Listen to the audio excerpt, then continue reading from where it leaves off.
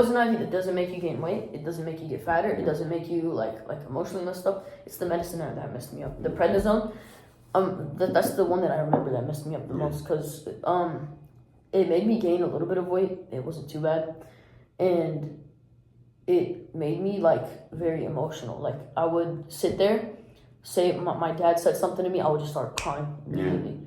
Like I was always on the edge. Hey guys, what's up? So I have here a guest. We're gonna be starting a new podcast all about health and wellness. So we have a guest here, Ryan, same name as me. He's gonna be talking about his health journey and like what he went through with his. He had some skin issues. Was it like It was a bad like poison ivy. Poison ivy. Yeah. And he had to take this medicine, and kind of his journey through taking that medicine and stuff. That's what he's gonna explain to us. So, how did it all start, and why did you start taking that certain medicine you took? All right. So basically, what happened was I was playing soccer with my brother, and he kicks it into the river, and I go down and I try to get it, and basically, I guess I touched some sort of poison ivy. It was a bad case, and I rubbed it on my neck. At first, I was like, "Oh, it's not that bad, whatever." I think like a week into it, I was like, "Oh my gosh, this is so much." Like my neck, it would just start doing like by itself, just because it was so itchy. Like contracting and stuff? Yeah, it would start contracting, and I went to the doctor, and he looked at it, and at this point, it wasn't just on my neck; it was spread all through my body. So I had some on my stomach, I had some in my ear, I had some all over my face. I had one right under my eye right here.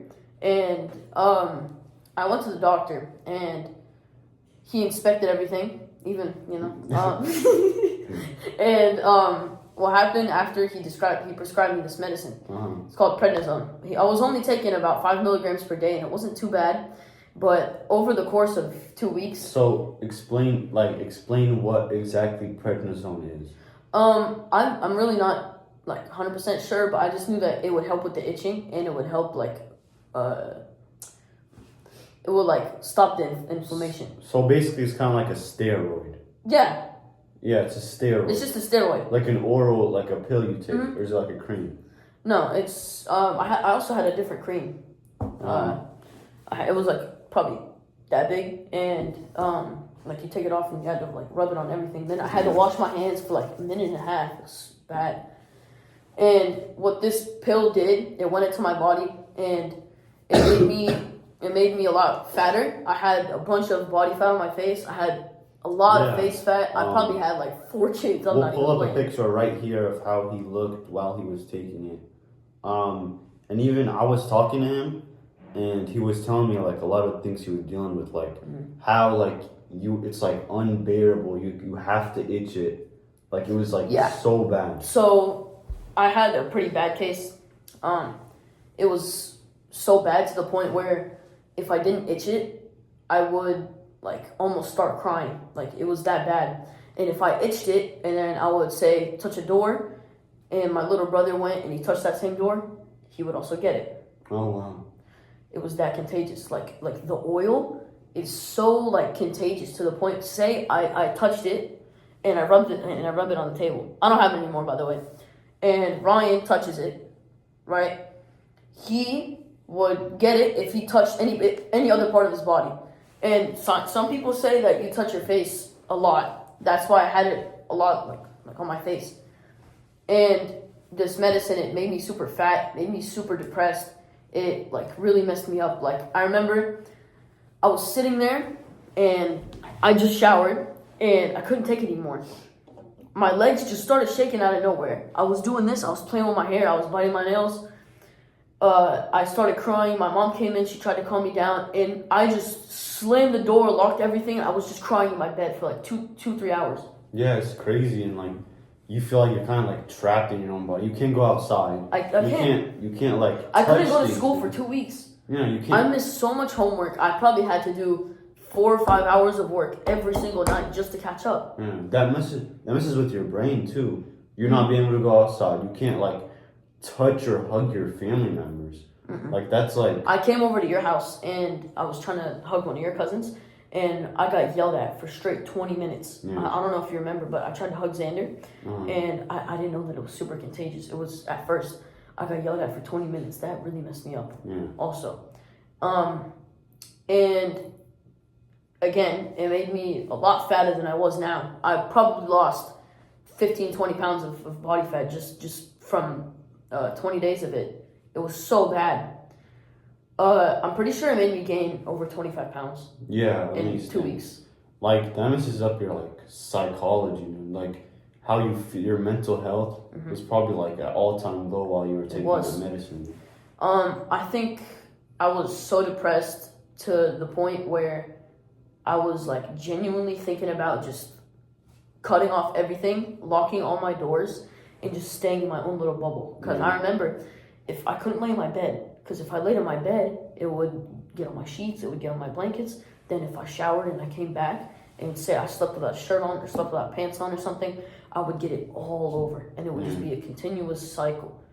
Thankfully, after 2-3 weeks, I got over it, and that's where everything began. Like, it kind of flipped a switch in me, and I started, like, taking my health seriously. I wasn't eating horrible anymore. I wasn't eating bad. I was more family oriented because I was basically pushed away from them for 3 weeks of my life, and that was not fun. I couldn't hang out with you. I couldn't talk to my family. Even my mom. My mom, whenever she sees me so bad, she will leave me because she can't bear seeing me like that. Yeah. My mom would take me to work with her. I couldn't sit on any of the couches except one. I had my own designated couch in the back of the room. I had one thing to myself. Always, it felt like I couldn't share. I couldn't do anything. I couldn't say, eat half of a bar and give it to my brother, or drink something and give it to my brother. I couldn't do anything. Yeah. And, like, after a week, I just became more depressed than I ever was. And it was not fun. And I feel like since then, my skin has gotten very, very, very, I forget what it's called, but, like, it's very sensitive, yeah. Basically, I would go into the sun for an hour. I would get blisters all over my shoulders, my arms, everything. I would get blisters if I went out into the sun for too long. Even, like, if I got scratched, it would go so deep, I would start bleeding. Even if it was just from, like, nails, like this, I would start bleeding from that. It was so bad. When you went to the doctor and they, like, prescribed you this steroid, did they tell you any side effects? They didn't say anything. And then I took it for a week, and then I went back, and they gave me a different pill, and that one was even worse. That one was the one that gave me, like, that made me fat. So the first one gave me a bunch of, like emotional, like I would just start shaking like this. I would start crying. I'd slam on my doors. I'd kick everyone out. I'm pretty sure that your sister was over, and we were just all chilling in my room. I kicked both of them out. I slammed my doors. I locked them, and I was just like in my chair. I was shaking. I was crying. It was bad. I think it's like it was from both things too. Like I don't think it was just from the medicine. I think it was also from the poison ivy. But I feel like the poison medicine added onto it a lot. The poison ivy, that doesn't make you gain weight. It doesn't make you get fatter. It doesn't make you like emotionally messed up. It's the medicine that messed me up. The prednisone. That's the one that I remember that messed me up the most because it made me gain a little bit of weight. It wasn't too bad. And it made me, like, very emotional. Like, I would sit there, say my dad said something to me, I would just start crying immediately. Like, I was always on the edge. Like, if my brother walked in and he said something stupid, I would probably yell at him, I would smack him, or I would hurt him in some type of way, and he would leave. And then my dad also wasn't happy with me at all. So that also messed with me. And then, that's basically it. Yeah, and like more options. You want to tell them the story about your IBS? Yeah, so I had I have Crohn's disease.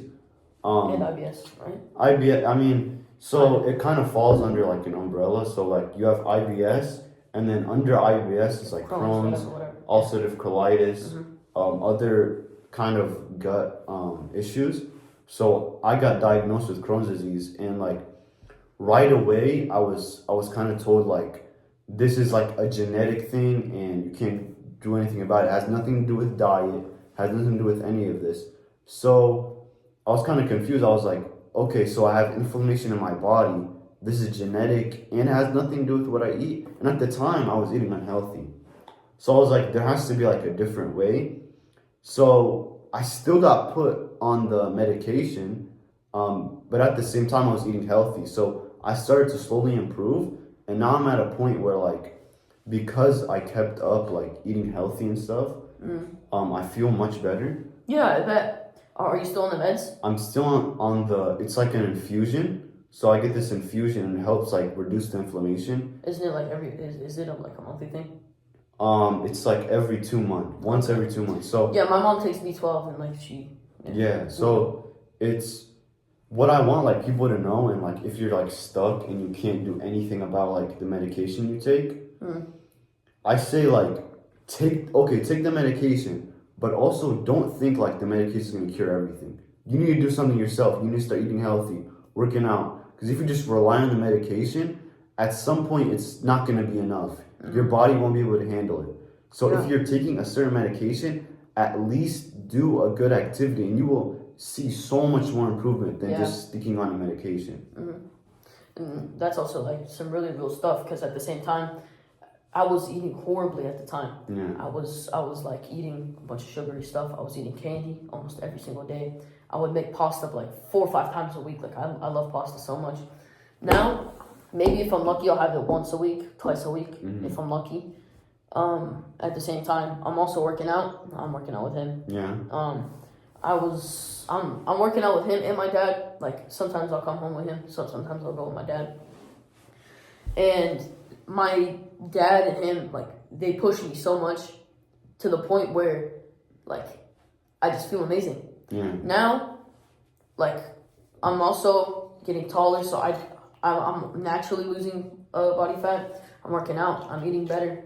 I don't know. I've just done a bunch of stuff to like improve myself and my body, just so I don't feel horrible anymore. Yeah, and I've seen you improve so much, and it's like it's crazy because I feel like once I started kind of eating healthy, like I would kind of share my knowledge to you, and you would kind of take that and you were like kind of be inspired to take more action on your health. Yeah. Because I was doing it. So like if anyone out there, like you have an unhealthy friend or something like that, like you take the action, implement like healthy eating and stuff, and share it to your friend, and they'll follow along with you. Like they'll want to go to the gym, they'll want to build a body like you. Yeah.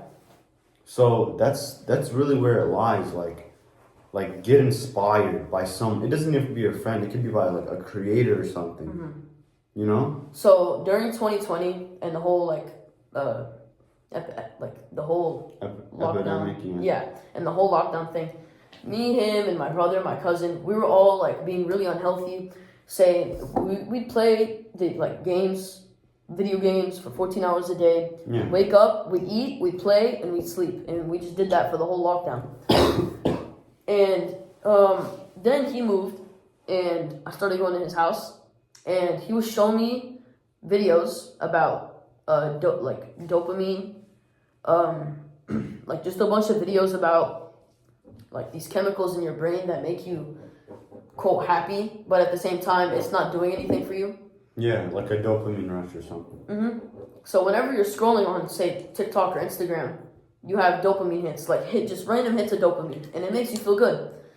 But at the same time, are you really gaining anything from watching these reels? Yeah. If you watch, say, 25 reels, are you going to remember each and every one? No. Yeah. So what we wanted to do, we wanted to make ourselves better now and start now, so future us could get this rush of dopamine and say thank our younger selves for doing this for us. Yeah. And for starting a healthy journey for us, because right now we could have been in like a bad area. Yeah, and like the younger you are, the more you'll keep up with this stuff. Like if you see if you're like a 50-year-old fat guy and you just get into the gym, like it's gonna be so much more harder for you to lose weight. But if you started while you were 14, 15, 16 even, 17, 18, these times are the most important because you're building your habits over the years, and it's kind of ingrains in you as like your value. Like, okay, I want to get healthy. I want to, eat well, get fit, stuff like that. Like, these people who wait a long time, they regret it that they didn't start sooner. Yeah, and I regret that I didn't start sooner as well, because I feel like when I was 10, 11, 12 even, I could have still been doing some push-ups, some sit-ups, just being a little more healthy for myself, because I've always been more of a skinny guy. And anytime that I would start to get fat, I'd be like, what is happening? I would fix it and I'd instantly go back down. Because I have a really fast metabolism. Like, I'll eat, say, 5,000 calories in a day. I will not gain weight. Yeah. Like, I struggle to gain weight. The only reason that I kind of unlocked that is because of the prednisone. So it's a blessing and a curse at the same time. Like, at first, if I wanted to bulk up, I would have to bulk. Like, I'd have to eat thousands of calories more than I should be eating. And that's not good for you, 1. 2, and even if I was eating that much, I would still like flatline and I would just barely go up anything. Now, if I wanted to, I could bulk up and I could eat a bunch of food. I could be fine. I could eat a bunch of calories. I can, like, just bulk up and gain muscle while I'm doing it. Yeah. That's what I'm trying to do right now. Yeah, and like to start, like he said, like, I wish we started sooner. I mean, it really, like, depends on your family also. Like, if, like, you were raised into, like, a family, like, they don't know. Also, they don't know, like, what eating healthy, like, okay, they'll buy, like, our parents, like, they cook relatively healthy food. But, like, how they bring in, like, those snacks every once in a while, those chips every once in a while. Yeah. Like, we eat those processed foods and we become addicted to them. We go to school, we eat them more. We ask for them more, We do stuff to get those because they're super, rewarding for your brain. So you want more of those ultra-processed foods. Yeah. Because also I'm not going to lie to you guys, they taste amazing. Yeah. But the taste just gives you so much dopamine to where, like, your brain links that taste and, like, these things to dopamine and feeling good. Yeah. Which shouldn't be. Your dopamine should be gym, eating healthy, exercising, and just seeing yourself improve. Yeah, and that's the real dopamine. Yeah, and like people, like, they want that quick dopamine, they want that quick rush. Yep. And that doesn't last. That doesn't last long, like you said. And even foods, like if you give a person a piece of like meat or something, and like put a cookie next to it, a burger. You give them a burger, okay? They'll taste, some kids as young as 12 years old will taste a burger and say that's nasty because they've been fed this like super highly processed like McDonald's, like, say, even just one sec. Okay, even like a blueberry, like they'll have a blueberry and they'll have a artificially flavored blueberry candy. And they'll eat the artificially flavored blueberry candy, and that real food, that blueberry, would taste disgusting to them. Yeah, so say you give a kid a McDonald's burger, but you don't tell them what is what. You give them a McDonald's burger and a real burger, like a real, like, good burger with a bunch of stuff on it. They're going to pick up the McDonald's burger, and then they're going to pick this one up. They're going to choose the McDonald's every time. Yeah. It tastes so much better. But at the same time, it's so much worse for you. Yeah, and I mean, if you start like young and you eat like that healthy burger at first, and your parents feed you that healthy stuff, you're not gonna, when you get older, you're not gonna want that unhealthy, because the healthy one actually tastes better to you because now you're used to it. And like that McDonald's stuff, like, it's nasty to you, it's disgusting. That's me now. Yeah. I used to eat the chicken McNuggets every day. Yeah. Like, I would always ask for them. Or the Chick-fil-A chicken sandwich. Dude, I can't believe it has like 50-something ingredients. It's so crazy. Anyway, I used to eat like these McNuggets and this burger every other day or every single day. I'd have them in flurry at the same time. I would come to your house and like... Yeah, there'd just be a whole feast. The whole like Taco Bell, McDonald's... Everything. Pizza Hut, stuff like that. Exactly. Like, anything you wanted would be on that table. Yeah. Then we'd just eat and eat and eat. Yeah. And then we'd feel like we'd feel horrible afterwards. And then now that I'm eating like better versions of the food, so say McDonald's chicken, you make like a grilled chicken breast with a salad and rice and whatever. Oof, and like also like your dad too like hopped on this health journey. Like he's starting to eat healthy now. So my dad, he actually had a disease. I'm not gonna get into too many details, but he had a disease, and it made him lose a bunch of weight. Yeah. Now he looks great. Yeah. Like he used to be probably like 285 pounds. Yeah. But he was built too, like he has a lot of muscle.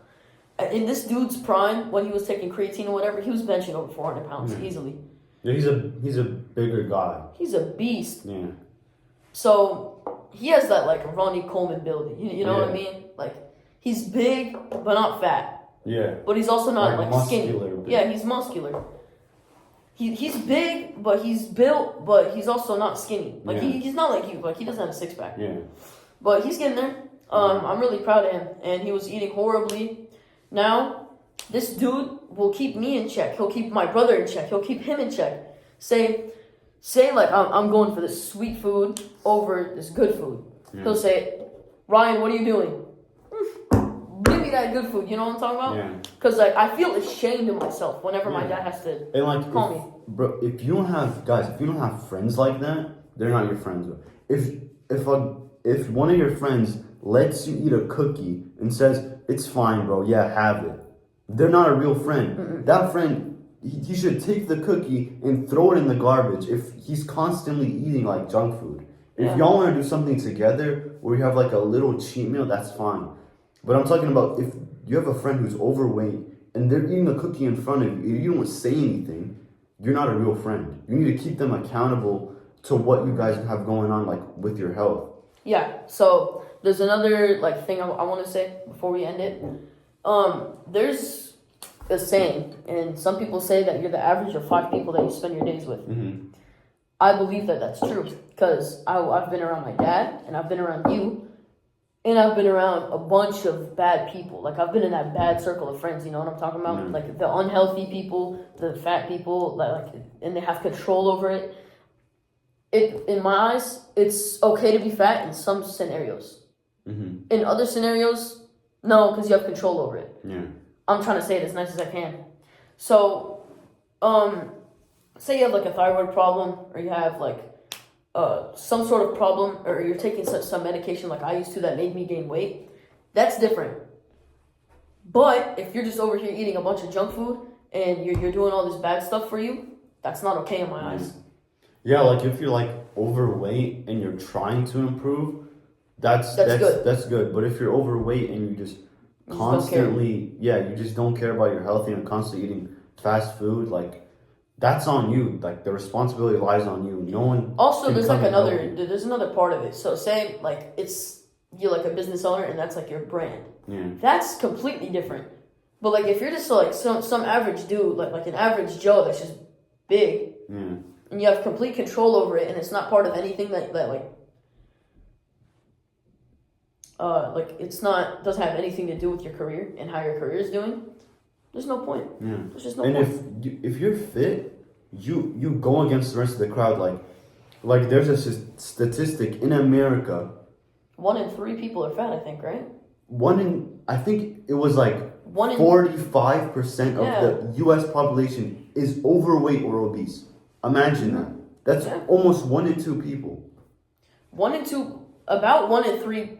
Yeah, 1 in 2 people are morbidly obese or just overweight, which isn't healthy. Yeah. And I think it's just like one big grand scheme. So remember, they flipped the food pyramid. They had meat and bread and whatever on the top, and then they had your carbs on the bottom. Yeah. They flipped it, and now you have your carbs at the top and you have your meats at the bottom. Yeah.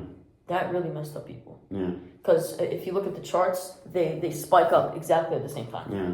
Like that's when like seed oils and like like these seed oils and like these canola oils, they were used as engine lubricant. Yeah. And it was like world wars. In world wars, they were used as engine lubricant. They're like, oh, we should feed this to our people. Yeah. Because I mean, first, it's very cheap to make these things. Oh yeah.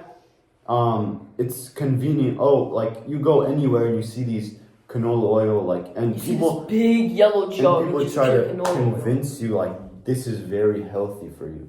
And we're now just finding out. I don't know if you know this, but there was like, so there's this Chinese company and they import most of the seed oils, and they had a truck that transported these oils.